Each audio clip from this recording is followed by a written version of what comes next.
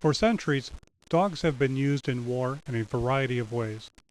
They have saved countless lives and have become an increasingly important part of our military, police, fire, and rescue efforts. Michigan's only War Dog Memorial is in Lyon Township at 11 Mile and Milford Road. It's a 2-acre area dedicated to the heroic efforts and sacrifices made by canines over the years. Thanks to efforts of many members of our community and several service organizations, it has become a place of remembrance, reflection, and honor. The pet cemetery here was established in 1936. At that time, they called it the Happy Hunting Ground.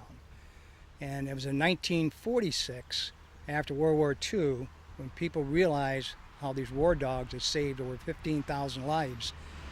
Interment stayed for up to 1985, and at that time, the people who had set it up had been passed on, and the younger generation wasn't that interested, and its nature started taking over. Then in 2010, Phil discovered this property had been neglected for many years and approached his fellow veterans with AMVETS to lead the efforts to restore this important landmark, not just for war dogs, but for all dogs that serve and protect us. In August, which by the way was 95 degrees that day, we all showed up. About 35 people showed up. We had several military veteran groups. They all showed up and we started working on it. And then we realized how big it was. The second year, in 2011, they're actually called the Operation Wounded Soldiers. They came on board and those guys really took off. They came in, they took a look at all these dead trees. They took them all down during the week when no one's around. They brought equipment in. We was able to move all that heavy brush, and we just said, okay, let's just keep on going. We'll just keep on moving with it. The efforts from the community led to a proclamation to make March 13th as Canine Veterans Day. Why March 13th? Okay, the significance of March 13th is the fact March 13th in 1942, the DOD, which is Department of Defense, gave the order to the quartermasters to secure dogs for defense. That call for volunteers connects us with this gentleman, Ray Chiasson. Ray was born in 1926, grew up in Dearborn, earned his Eagle Scout rank, and graduated from Fordson High School, and now lives at Abbey Park at Mill River, just north of this memorial.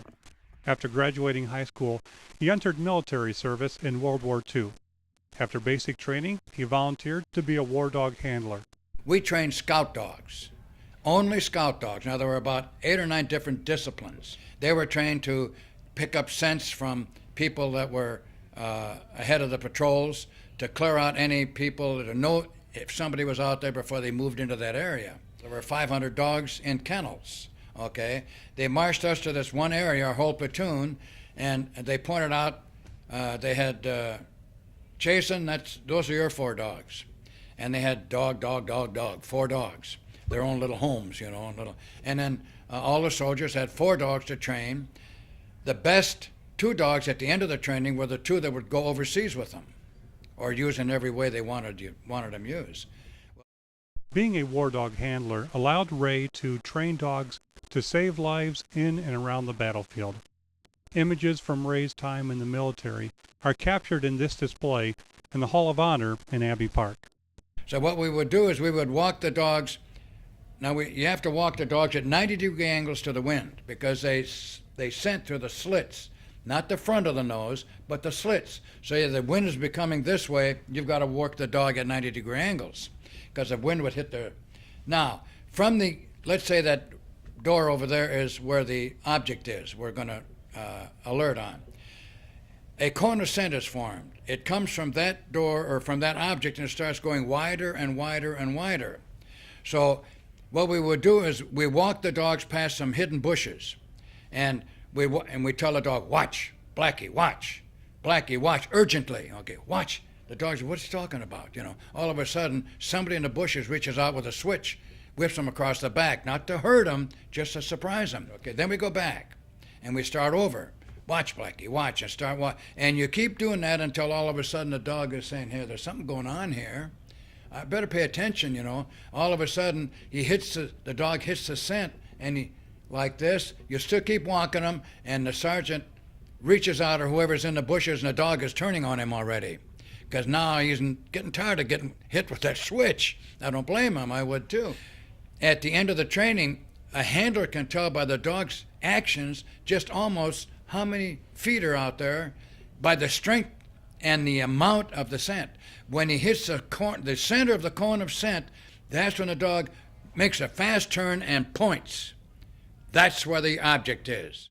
Today, after running his own dog obedience training organization and serving as a licensed American Kennel Club obedience judge for 25 years, Ray is happily retired and amazingly active. His work as a World War II canine handler in 1945 and 46 continued the efforts which today are still an active part of our war on terrorism in all parts of the globe. This site in Lyon Township is the resting place of hundreds of pets and many special war dogs. Sergeant Sparks was a Doberman Pinscher. He fought with the Marines in Guadalcanal and Okinawa. He received several citations for bravery. He saved hundreds of lives during his tour of duty. At the time when the war was over, the Department of Army asked, or the Marines asked the owner if he wanted the dog back. They said no. The owner or the handler took the dog home.